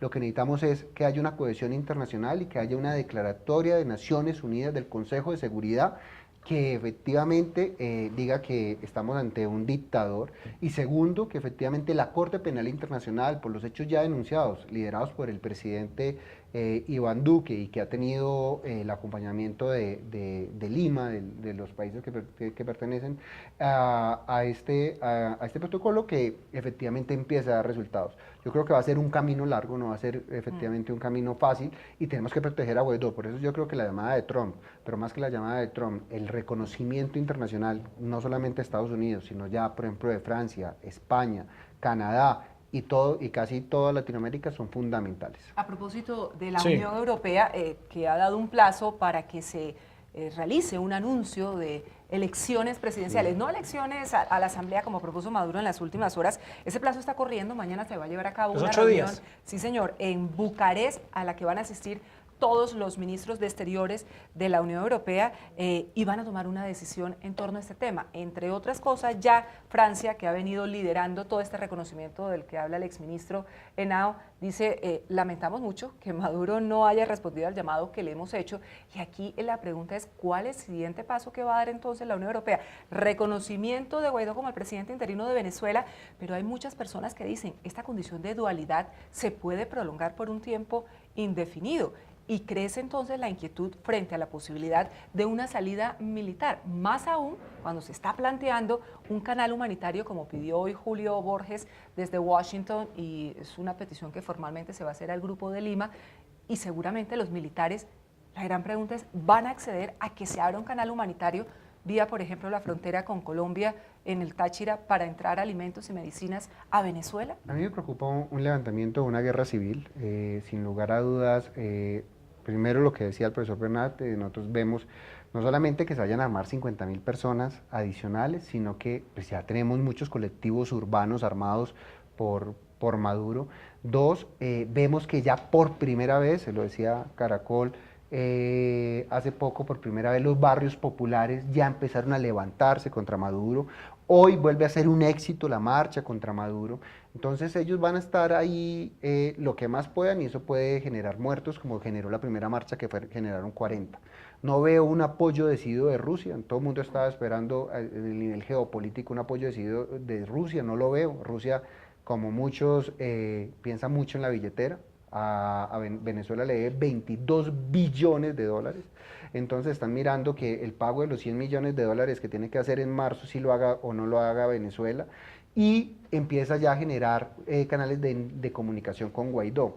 Yo creo que cada vez está más solo Maduro, y hay que buscar es cómo puede salir a un país como México o como Uruguay, como lo están planteando. No veo fácil que ahorita se genere un canal humanitario a través de Colombia. ¿Cómo ha visto usted la reacción, recogiendo un poco, Erika, lo que decía ahora el exministro Henao, de los líderes políticos en Colombia frente a lo que está pasando en Venezuela? ¿Usted cómo analiza lo que dice la izquierda, lo que dice la derecha, lo que dice el gobierno?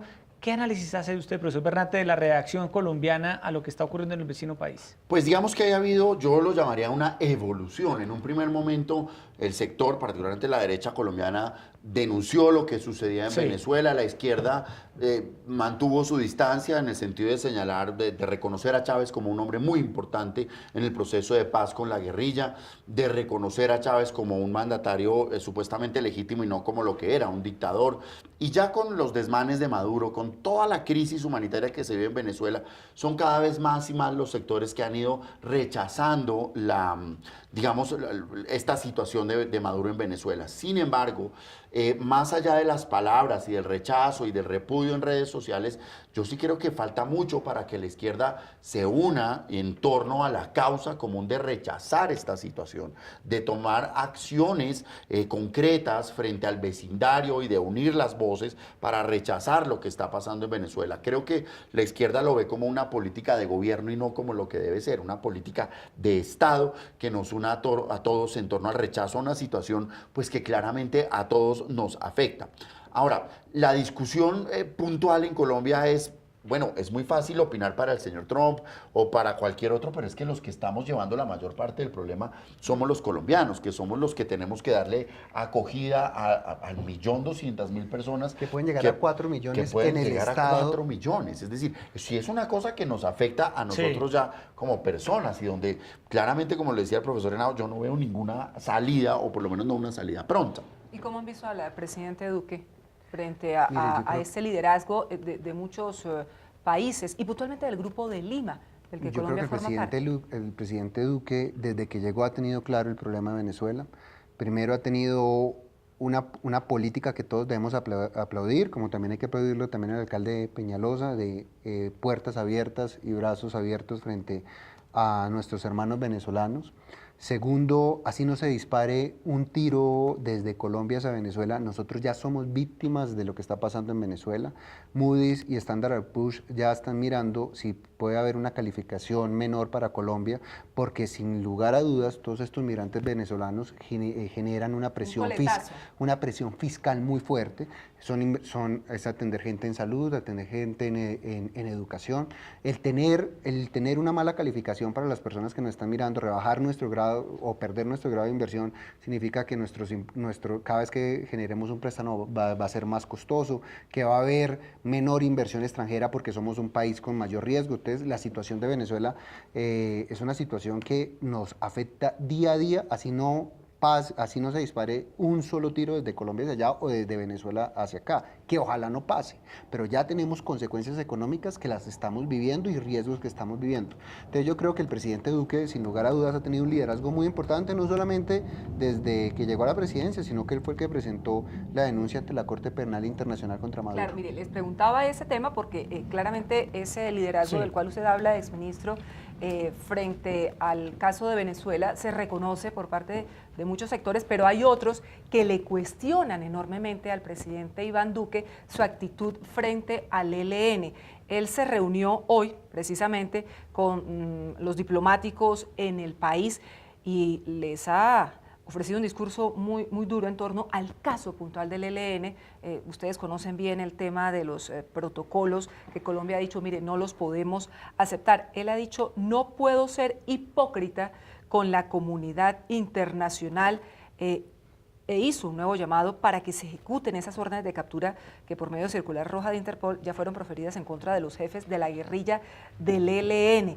Así que ha pedido un gesto amistoso de la comunidad internacional con Colombia frente a este tema del ELN e insiste en esas órdenes de captura, doctor Bernate. Sin lugar a dudas, pues el presidente Duque, creo yo que su principal política o preocupación ha sido el tema de Venezuela, y en eso ha sido un líder regional, y la política que ha tenido desde la Cancillería pues ha sido muy importante en generar acciones concretas, a ver cómo se modifica esta situación. Ahora, respecto a los protocolos con el ELN, la cuestión es muy sencilla. Cuando se inicia un proceso de negociación, se trazan unas reglas del juego que unos y otros tienen que cumplir. Si estos señores cometieron semejante atentado tan atroz, y ello, por supuesto, justifica que se levante la mesa de negociación, lo que hay que hacer es una salida conforme a las reglas. Esta salida abrupta desconoce la historia de Colombia, donde siempre que ha habido un proceso de paz frustrado, como pasó con las guerrillas liberales, como pasó con la coordinadora guerrillera Simón Bolívar, pues es sucedida por una escala de violencia, y restablecer la confianza de las partes en la negociación es inviable. No pasa nada si se respetan los protocolos, si los señores pueden salir de Cuba al lugar donde quieran refugiarse y que Colombia utilice los canales para hacer efectivas esas órdenes de captura, pero no generar esta desconfianza que lo que va a hacer es que futuras generaciones se vean privadas de un proceso de paz. Porque hay que decirlo, profesor Henao y audiencia, la solución bélica es una solución que solamente resuelve los asuntos en la cabeza. Este conflicto no se resuelve a bala, ni la situación de Venezuela van a venir los Marines a sacar a Maduro como lo hicieron en su momento con Noriega. Eso no va a pasar. Eso ya no es de este siglo, ese fue el siglo pasado. O sea, hay que respetar los protocolos. Hay que respetar los protocolos. ¿Se equivoca el presidente Duque en este caso? Yo creí que el doctor Bernate iba a defender la posición del presidente Duque, y estoy totalmente de acuerdo con el doctor Bernate, no le quito ni una coma ni un punto. Yo creo que el no respetar los protocolos, primero, genera una sensación de inestabilidad y que no somos serios a nivel internacional. En vez de perjudicar al ELN, creo que lo está beneficiando. Si ya se hubieran aplicado los protocolos, ya estos terroristas, porque son unos terroristas, hubieran tenido que salir de Cuba y no estarían en una situación de incertidumbre. Entonces hoy Cuba no los manda, entonces no sabemos qué aplicar. Entonces la no aplicación de los protocolos le está sirviendo al mismo ELN. Y dos, el mundo no inicia ni termina con este problema con el ELN. El mundo sigue y vamos a tener más conflictos. Si somos un Estado que no respetamos las reglas de juego, pues va a ser muy difícil que alguien se siente a negociar con el Estado. El Estado es el primero a generar confianza entre la sociedad, y acá la estamos deteriorando. Bueno, se nos acabó el tiempo, Erika. El ministro Luis Felipe Henao, como siempre, gracias por estar esta noche aquí en Opina Bogotá de Canal Capital. Ha sido un placer, Yesid, a usted, a Erika, a toda la audiencia y de nuevo al profesor Oiga, Bernat. que le van a ofrecer el IMPEC. Lo hizo Ay, no. muy bien. No más. El problema es que me lo chutan a mí. ¿Y usted lo aceptaría, profesor Bernat? ¿Usted sí lo aceptaría o no? Esa anécdota fue verdad. ¿Usted lo aceptaría, profesor Bernat? Sí, yo eso entonces lo acepté, claro. ¿Y hoy aceptaría ser el director del IMPEC? Sí, sin duda. Sí, por supuesto. Pero llegaría con unas reformas debajo del brazo. Claro que sí. Necesitamos un buen penalista, Bernat, sería un gran No, y de hecho los directores civiles del IMPEC han sido hombres muy valerosos.